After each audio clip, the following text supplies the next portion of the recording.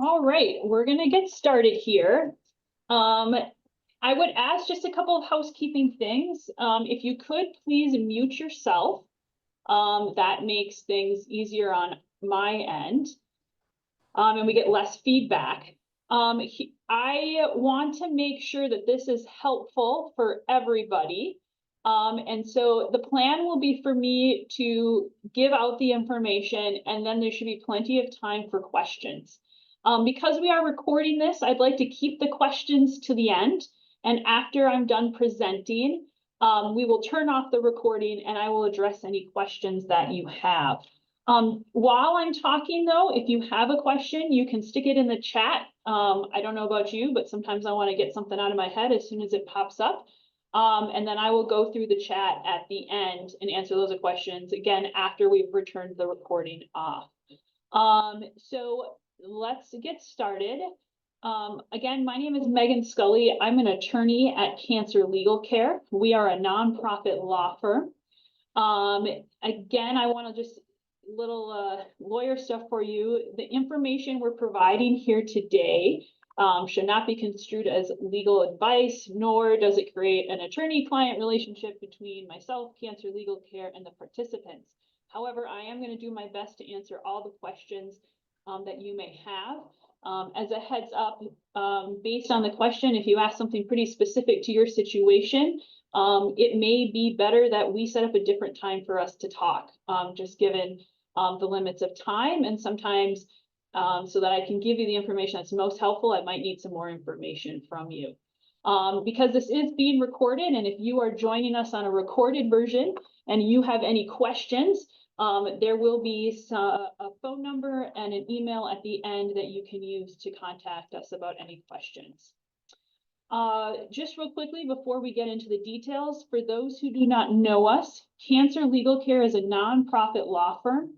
Our mission is to engage the law to resolve the complex challenges facing people and communities affected by cancer. We do this by providing free legal care and services and education to Minnesotans affected by cancer for the legal issues they face that directly impact their health and quality of life. So Social Security is not the only thing we help with here at Cancer Legal Care.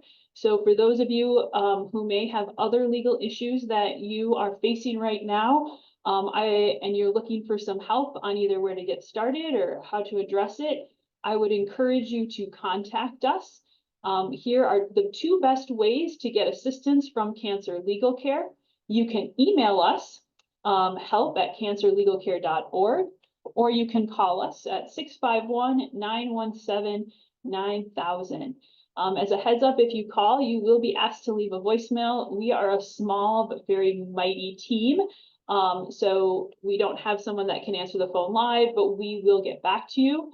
And please don't hesitate to contact us whenever that issue arises. If it's 2 o'clock in the morning and you cannot sleep and you have a question, don't hesitate to shoot off an email or leave us a voicemail, and then we'll get back in touch with you. Again, so this is how you can get in touch with Cancer Legal Care to get some help. And now moving on to the topic for the day, we're going to be talking about Social Security, disability, and cancer. I'm going to start off by covering eligibility for the two programs where you could receive a benefit from the Social Security Administration if you are unable to work due to a cancer diagnosis. I'm then going to talk about how to apply for that benefit, and then just address the common misunderstandings that I frequently, based on questions and comments and concerns I'm hearing from cancer patients. Okay. Oh, it looks like my sound is going in and out. Is that still happening, or is it getting better? Is everyone doing okay with the sound? It just sounds like first you're really loud and then you're really, really soft, and then you're really, really loud and then you're really, really soft. So it's happening to me, but.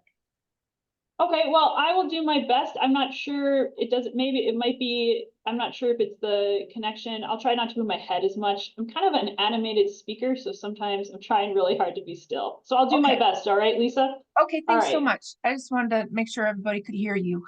Okay, thank you. Okay, so we are going to, let me just address this and see if that helps a little bit. Okay, so we are going to talk about, again, eligibility, how to apply, and then common misunderstandings. Let me move this here. Okay, so let's start off with eligibility.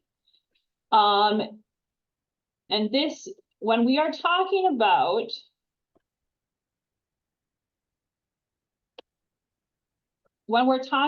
eligibility, we are talking about two different programs. So we are talking about SSDI, or Social Security Disability Insurance, and SSI, or Supplemental Security Income. Both of these programs provide a monthly cash benefit to individuals who are unable to work due to a medical impairment. So again, there's two different programs. There's Social Security Disability Insurance, SSDI, and Supplemental Security Income, or SSI.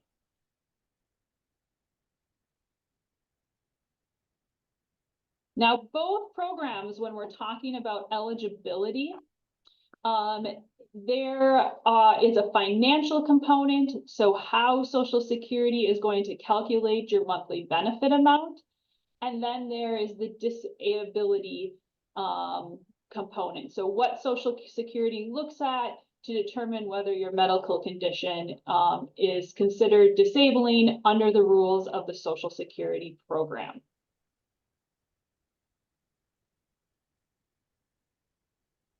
And when we're going to talk about both of them. So first, we're going to talk about that financial side. So when we're talking about SSDI, or Social Security Disability Insurance, how Social Security determines whether you can get a monthly benefit and how much that will be is going to be based on your work history and how much you paid into the system, right? So when you're working, your employer takes out taxes, Social Security taxes, and that's how you pay into the system. You need to have worked enough and paid enough into the system before you become disabled to be eligible for this benefit, for SSDI. Now, this is a complicated formula.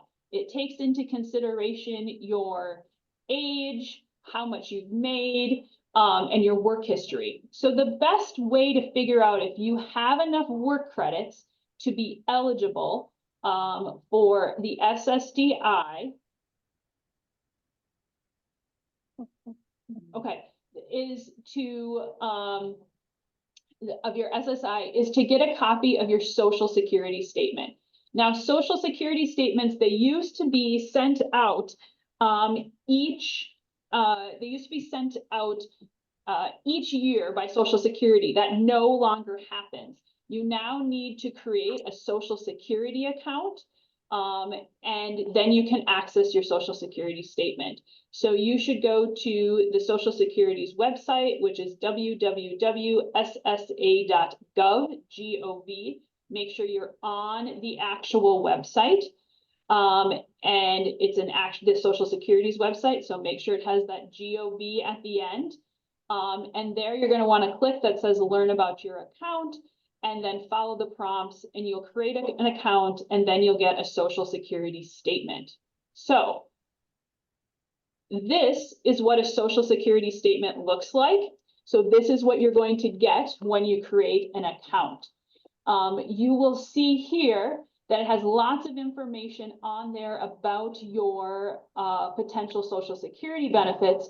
When you're applying for disability benefits, you're going to want to look at this box that's circled in red here that talks about disability benefits. It will tell you if you've worked enough to pay into the system, and then it's going to also give you a monthly, possible monthly benefit amount. Every amount is going to be different based on the worker, how much you've worked, paid into the system, and also how old you are. So that's where you're going to find that information. I do want to say that this is an estimate. So if you are, you've recently lost your job, you're trying to figure out financially what that means for your household, do not budget dollar for dollar based on the amount that is listed there on the Social Security statement, because it could change slightly. So don't budget dollar for dollar on that. Okay, so that is like the financial side for SSDI. So again, there are two different programs, and that was for the SSDI, or Social Security Disability Insurance. Now, the second program, SSI, or Supplemental Security Income, this is called a needs-based program, or what we consider a needs-based program. That means to determine how much you would get each month, they are going to look at the Social Security Administration, your other household income and resources. So on the SSI program, the maximum monthly amount that you could get in a monthly benefit in 2024 is $943 per month. So again, if you are applying for the SSI program, the maximum amount that you would get per month in 2024 is $943. This amount changes every year. So this is the amount for 2024. Now, an eligible couple could get $1,415 a month. Now, I want to make very clear we're talking about an eligible couple. So it means that both individuals need to be eligible for SSI. If one, for example, if you have a husband and a wife and one spouse is eligible for SSI and the other spouse is not, the maximum amount that household's going to get from SSI is the $943. For the couple amount, both people have to be eligible for SSI. Now, because SSI is a needs-based program, Social Security is going to look at other resources that you have in your household. Generally, you can think of a resource as an asset or something that can be turned into cash. Now, the resource limit for SSI for an individual is $2,000. For an eligible couple, and again, that means both people are on the program, it's $3,000. Now, this is really low, and it is one of the most restrictive programs when it comes to government benefits. So if you have a bank account with over $2,000 in it, you're not going to be eligible for the SSI program. It's very limiting. Now, and again, this resource limit is only for the SSI program, the Supplemental Security Income. It is not for SSDI, which was the program we just talked about, where the amount you get is based on your work history and how much you've paid into the system. Now, in addition to looking at resources, Social Security will also look at other income that's in the household. So if you have that maximum amount you can get, that $943, that could be reduced by other income you have coming into the household. So whether it's you're working a little bit, or a spouse is working, or you're maybe getting another cash benefit from the program, that amount will be reduced. So that covers kind of the financial side of both programs. Again, there are two programs, SSDI and SSI. Social Security Disability Insurance, or SSDI, the amount you can get is going to be based on your work history and how much you paid into the system. SSI, or Supplemental Security Income, the amount, it's a needs-based program, so they're going to look at other household income and resources that you may have. So the next thing we're going to talk about here is we're going to talk about the definition of disability on Social Security. So again, for each program, there are kind of two things you need to look at. One is the financial, which we just talked about, how they calculate your benefit amount. And then there is the question of, do you meet the definition of disability under the Social Security program? So I'm going to give the definition now, and then I'm going to talk about each part in a little bit detail. Okay, so the definition for Social Security disability, and I want to explain this is for adults. So if anybody is looking at applying for benefits for a child, so someone who's under the age of 18, the definition is slightly different, but this is for adults. So to meet the Social Security definition of disability, you must not be able to engage in any substantial gainful activity, or SGA, because of a severe medical impairment that is expected to result in death, or has lasted or is expected to last for a continuous period of at least 12 months. And this definition is identical for both SSI and SSDI, for both programs. So if you meet the definition of disability for one program, you're going to meet it for the other. And I'm going to break down this definition and tell you what each part means. So let's talk about the first part. So you must not be able to engage in any substantial gainful activity, or SGA. Okay, so what does this mean?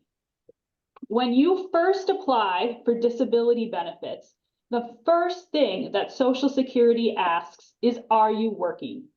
And if you are working, the next thing they're going to ask is, how much are you making? And they want to determine whether or not you are making over SGA. So basically, the SGA amount for 2024 is $1,550. So when you apply for disability benefits, if you are working and you are grossing in a month more than $1,550, you will not be eligible for disability benefits regardless of what your diagnosis is. So again, the first thing that Social Security looks at when they try to determine if you have met the definition of disability is, are you working? And if you are working, they're going to look to see how much you make. And if you are grossing over this amount in 2024, that's $1,550, you're not going to be found disabled. And again, that's a gross amount. So it's before deductions for taxes, health insurance, anything you have deducted out. So it's a very small amount. So that's the first thing Social Security looks at to determine. One note that if you are maybe on a medical leave from your job and you are taking sick leave or vacation time, that does not count towards that SGA limit. What counts towards that limit is anything you receive in exchange for work you actually perform. Also, a question I commonly get, can I go on a unpaid medical leave of absence? And will that mess up SGA? If you are still employed by an employer, but not actually performing work and getting compensated for it, you can be on an unpaid medical leave of absence from Social Security standpoint for as long as you want. That they don't care. What they care about is, are you actually performing work and then getting paid for it? Okay, so let's talk about the second part of the definition. So again, to meet the Social Security definition of disability, you must not be able to engage in any substantial gainful activity. So basically, are you working and how much are you making? And then next, because of severe medical impairment. Generally, I'm not going to spend a lot of time on this because a cancer diagnosis is going to be a severe medical impairment. That's not going to be an issue in cancer cases. A cancer diagnosis is going to be a severe medical impairment. But that medical impairment needs to expected to result in death or last, or is expected to last for a continuous period of at least 12 months. Okay, so basically what they're saying is that your cancer diagnosis needs to be expected to result in death, or is going to prevent you from working for a continuous period of at least 12 months. You do not need to be off work for 12 months, but it has to be expected that it would at least last 12 months. I also want to note here a little bit about expected to result in death. That means, from a Social Security standpoint, that a doctor, a medical professional has given you a prognosis of 12 months or less. Okay, I think that it is possible, but not always, that a cancer diagnosis may result in death, but that might be 10 years down the line. When we're talking about Social Security, they're talking about expected to result in death within 12 months of your application. And that's been something that a prognosis given to you by a medical professional. So how does Social Security determine if your severe medical impairment or your cancer diagnosis will prevent you from working for at least 12 months? Well, what they have developed are listings. And there are listings for, as you can see here, this is right from the Social Security Administration's website. There are listings for cardiovascular disease. There are listings for blood disorders, skin disorders, neurological disorders, and there are listings here for cancer. You can see cancer listings are here under 13.0. And what a listing is it's basically a diagnosis and the criteria of that diagnosis that it needs to meet in order for you to be found disabled. And I'll show you an example of that. So, for example, let's look at the listing for breast cancer. So listing 13.10, excuse me. So if your breast cancer diagnosis fits into any of the criteria that I'm about to show, then you have met the listing, and it is expected that your severe medical impairment or your breast cancer will prevent you from working at least 12 months. Okay, and so it's not as straightforward as I have stage 1, 2, 3, or 4.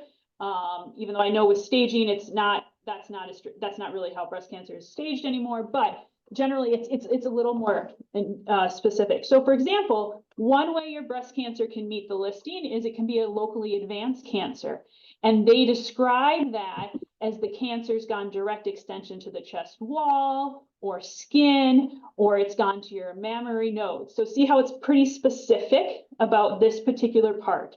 Now there's other ways. Your breast cancer could also meet the listing if it has metastasized to certain types of nodules. So the nodules up here in your clavicle, or if it's metastasized to your axillary nodes, it has to be 10 or more. Your axillary nodes are, I'm not a medical professional, but they're generally found on the side there. Or with distance, it has mets to a distance part of your body, so outside of the breast, and maybe it's gone to another organ or to your bones. It could be also meet the listing if it's recurrent, if it's a small cell carcinoma. And then also, they also have a listing here if you are struggling with lymphedema, but it's not alone. You can't just have lymphedema. It has to be, you have to have had surgery to treat it. Now, I don't want people to get, hopefully, if you are wondering if you're going to be eligible, I'm always happy to have conversations with cancer patients or caregivers about the specific situation and will your cancer diagnosis, the likelihood of it meeting a listing. I'm mostly showing this as an example that it's not always straightforward, to meet that listing. Let's look at another listing. So for esophageal or stomach cancer, this is a little bit different than the breast cancer diagnosis. So for example, if you have a carcinoma or sarcoma of the esophagus, you're going to meet the listing. Or if you have a carcinoma or sarcoma of the stomach, you're going to meet that listing if it's considered inoperable, unresectable, extending to surrounding structures, or recurrent, or if it has metastasized beyond the regional lymph nodes. And again, or if it's a small cell carcinoma. Again, I'm getting into the weeds a little bit here, but I want to point out that the system is not always as straightforward as I wish it would be. And so again, I'm always happy to talk to cancer patients or caregivers about what it means with your diagnosis and the listing. Okay, so again, when we're talking about Social Security disability, there are two different programs that we're looking at. We're looking at the SSI, we're looking at SSDI. So there's two different programs. Each have a financial component. Each have a component related to, do you meet the definition of disability for that program? And the definitions are exactly the same. I do want to say that if your cancer diagnosis doesn't fit neatly into a listing, there are other ways that you can get approved. Social Security will look at work that you've performed in the past to determine if you could return to it. And then they'll also do analysis to see if there's work that you could do given the limitations you may have based on your cancer. So if your cancer isn't meeting nicely into these criteria, there are other ways that you can meet that definition of disability. Okay, now I'm going to talk about payments of these benefits. And what I'm specifically talking about is when will you actually get a payment? Okay, so let's talk about retroactive benefits. When I'm talking about retroactive benefits, I'm talking about how far back can payments go. So for the SSI program, so SSI benefits, again, that's the needs-based program or supplemental security income. They are payable from your date of application, right? So if you would put in an application today, it could take time for it to process. You can get payments back to the date of application. SSDI benefits, Social Security Disability Insurance, again, that is the payment or the program based on how much you've worked and paid into the system. They are payable up to 12 months prior to the date of application. But you need to meet the criteria of disability for all 12 of those months. So if you were working over SGA during those 12 months, there's not necessarily going to be retroactive benefits to you. Another thing that affects how payments are made, and you may have heard of this, is the 5-month wait period. I'm going to explain the 5-month wait period, and then I'm going to do some examples because I think that is important. Now, first of all, the 5-month wait period only applies to SSDI or Social Security Disability Insurance. Again, SSDI is the type of benefit you receive based on your work history and how much you've paid into the system. So under the rules of the Social Security program, SSDI benefits are not payable the first full 5 months from the onset of the disability. The first month SSDI benefits are available is the 6th month from the month of the onset date. And that is because benefits are paid in the month after the month they are due. Therefore, it really ends up being like a 7-month from your onset date. Now, this is confusing. I get confused saying it out loud, so I'm going to give an example. I think that's easier for us to understand. So let's say that George applies for disability benefits and Social Security found him disabled as of January 15th, 2024. So this is going to be considered his onset date, the date that he meets all the criteria and eligibility for SSDI benefits. All right. So the first month that he is eligible for an actual payment is going to be July of 2024. Now, how did I get to July? Well, under the rules of the 5-month wait period, it's the first full 5 months. So we can't count January because it's not a full month. So we go February, March, April, May, June, 5 months. July is the first month that he is eligible for a payment. However, July benefits are not payable till the month after. So, and all months, right? So they're not actually payable till August. So with an onset date of January 15th of 2024, he receives his first SSDI payment in August of 2024. That is the impact of the 5-month wait period. But let's look at that, and I will answer questions about this at the end. I know it can be confusing. Now, the 5-month wait period can happen in the past, so let's look at that.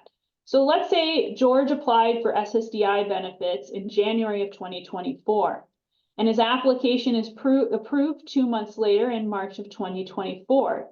But he is found disabled as of March 5th, 2023. So again, let's say he's applying for benefits this month, but when his application is actually approved, Social Security is finding him disabled, the onset date, all the way back to March of last year. So the first month that he is eligible for an SSDI payment is going to be August of 2023. So how did we get there? So March, again, we have to do is the onset date, and we have to do the first full 5 months. So we're not going to count March, April, May, June, July, August. Oh, I made a mistake. So it's actually going to be September. Let me switch that. So September is going to be the first month that he is eligible for a payment.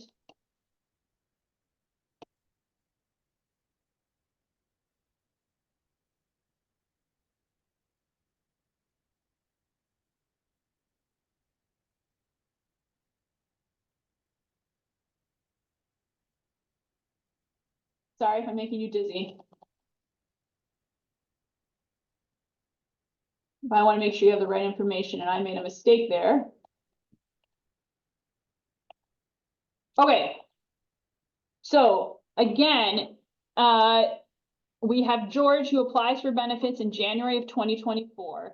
His application is approved in March of 24, but he's found backwards to March of 2023. So then we count the first full 5 months, April, May, June, July, August of 2023. He is eligible for this first SSDI payment in September of 2023. But again, that month has already happened.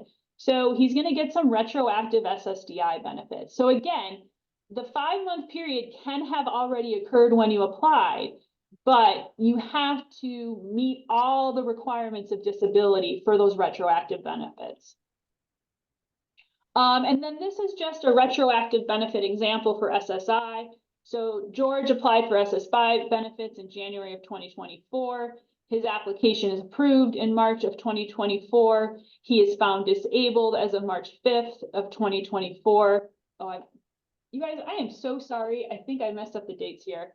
But what basically you can go back to January of 2024. It doesn't matter if he hadn't been working. SSI benefits only go back to to the date of application.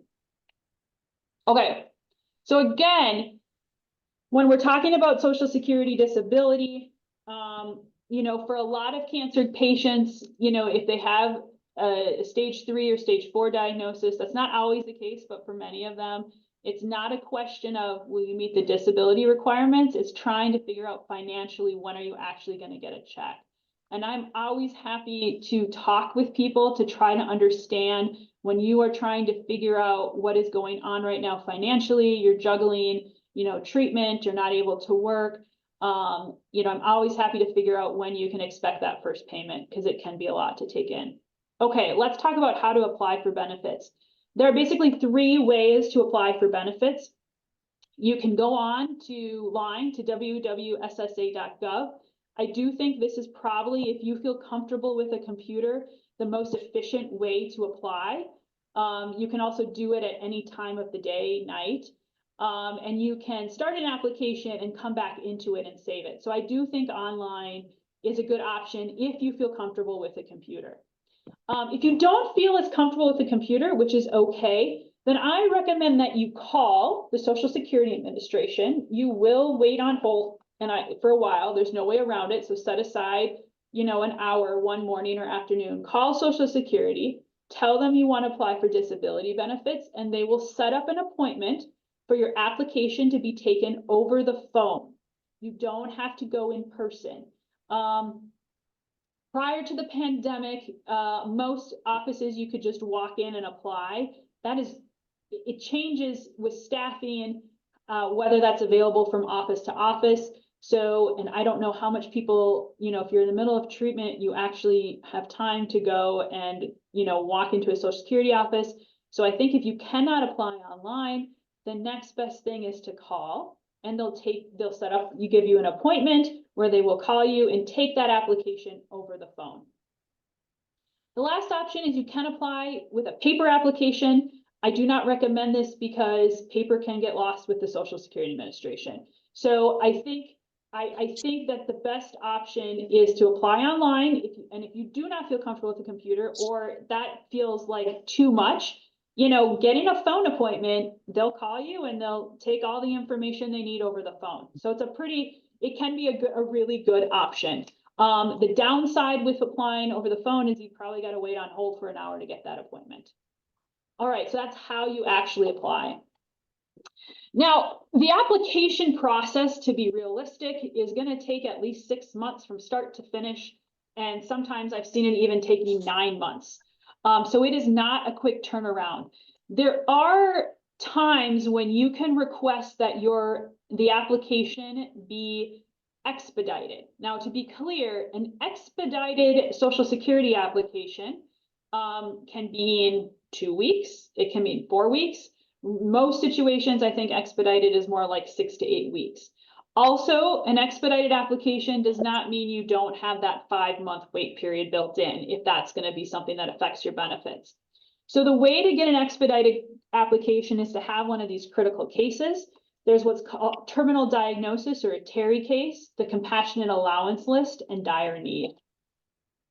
So a TERI case, so that means that you have a terminal diagnosis, and SSA defines terminal illness in terms of expediting, to expedite your application as a condition as untreatable, irreversible, and expected to end in death. And that means it's untreatable, irreversible, and expected to end in death if not treated. So in my mind, I think that you have moved away from active treatment and you're moved into palliative care. Now, again, this is for cases where you're going to expedite it based on a terminal illness.